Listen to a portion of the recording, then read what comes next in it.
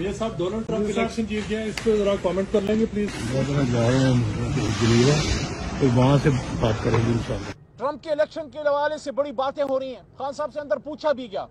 خان صاحب نے صرف اتنا کہا کہ ہمیں یہ امید ہے کہ کم از کم اب جو بھی حکومت آئے گی وہ نیوٹرل رہے گی، کسی کی سائڈ نہیں لے گی. تو میں یہ کہتا ہوں کہ امید، علی محمد یہ کہتا ہے کہ امید ہمیں کسی دنیا کی طاقت یا شخص سے نہیں ہے، امید ہمیں اپنے رب سے ہے. لیکن یہ امید ضرور ہے کہ یہ ایڈمنسٹریشن جو چینج ہوئی ہے، پچھلی ایڈمنسٹریشن جو بائیڈن صاحب کی تھی، اس کے نیچے رژیم چینج ہوا تھا. ہمیں امید ہے کہ اس نئی ایڈمنسٹریشن کو اپنی غلطی کا احساس ہوگا کہ ایک نیوکلیر اسلامک اسٹیٹ جس میں 25 کروڑ کی عوام ہے، اس کے محبوب لیڈر کو کسی غیر آئینی غلط طریقے سے رژیم چینج کرنا، یہ کسی بھی طرح سے نہ ان کے مفاد میں ہے، نہ باہمی تعلقات کے لیے بہتر ہے. بلکہ ہونا تو یہ چاہیے کہ پاکستان اس علاقے نہیں پورے دنیا میں ایک اہم ترین اسلامی ملک ہے، اس کو اس کی ڈیو عزت ملنی چاہیے. اور اس عزت کا تقاضا یہ ہے کہ یہ قوم جس لیڈر کو اپنا لیڈر مانے، اس لیڈر کو لیڈر کا رول دیا جائے، اس لیڈر کو اس قوم کو لیڈ کرنے دیا جائے.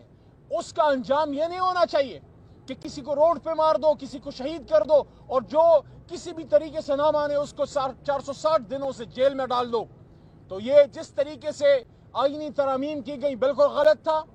اور اب آخری بات، یہ جو ابھی پرسوں کچھ قانون پاس کیے گئے ہیں جس میں آرمی ایکٹ بھی ہے اور جس میں سپریم کورٹ کے حوالے سے ججوں کی تعداد کا اضافہ بھی ہے. دیکھیں، شخصیات آتی جاتی رہتی ہیں. آج عاصم منیر صاحب ہیں، کل کوئی اور ہوگا، ان سے پہلے کوئی اور تھا. عہدہ رہتا ہے، ادارہ رہتا ہے. ہماری کنسرن یہ ہے کہ آپ نے جو بھی قانون پاس کرنا تھا، آپ نے اپوزیشن سے انگیج کیوں نہیں کیا؟ حکومت نے اپوزیشن سے رابطہ کیوں نہیں کیا؟ آپ نے اس پہ ڈیبیٹ کیوں نہیں کی؟ کیا یہ ہمارا ملک نہیں ہے؟ کیا یہ ہمارا ادارہ نہیں ہے؟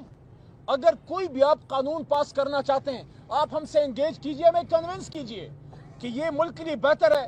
تو ہم ملک کے مفاد میں ہمیشہ تحریک انصاف نے سٹیپ لیا ہے. لیکن آپ نے ہم سے انگیج نہ کیا.